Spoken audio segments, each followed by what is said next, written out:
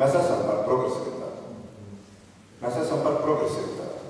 Tikai nevis atšķirību. Mēs esam par progresivitāti no tā, ka šobrīd visvairāk nauda ir atstājama rokās tiem, kam ir vajadzīga, kam ir visgrūtāk savilkt, ja tā var teikt, savus ikdienas rēķinus kopā. Un tas ir tas, par ko minēja arī prezidents Ulmans. Mēs iestājāmies par to, ka līdz 180 latiem nav iedzīvotāju ienākumu nodokļu.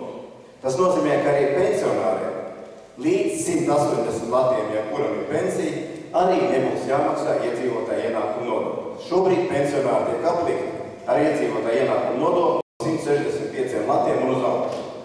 Ja jums ir pensija 165 lati un vairāk, tad jūs šodien jau esat iedzīvotāju ienākumu nodokļu maksātājs. Mēs vēlamies šo latiņu, ja tā var teikt, izlīdzināt ar faktisku iztiks minimumu, 180 lati, minimālā alga, neapliekamais ienākums. Un tad mēs vēlamies, lai šis neapliekamais minimums, pieaugot algai, pamazām krītās.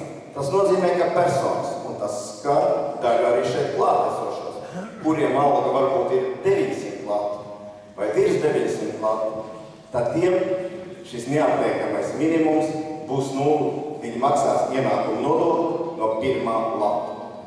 Bet mēs nevēlamies šobrīd tiem cilvēkiem, jūs varbūt arī atcerēties šo finanšu ministrijas piedāvājumu, kurš sākās ar 300 latiem un progresīvo nodokli.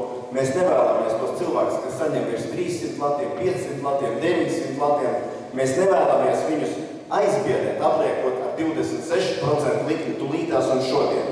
Mēs vēlamies, lai tie cilvēki legāli deklarē savus līdzekļus, lai legāli maksā nodokļus un lai viņi nevienu brīdi nedomā par to, ka viņi varētu pāriet ēnu ekonomikā.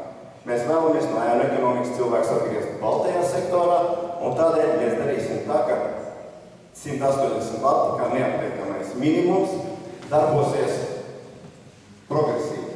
Tas ir cilvēki virs 900 latiem maksās no pirmā lata ienākumu nodokli bez nekādām atlaidām.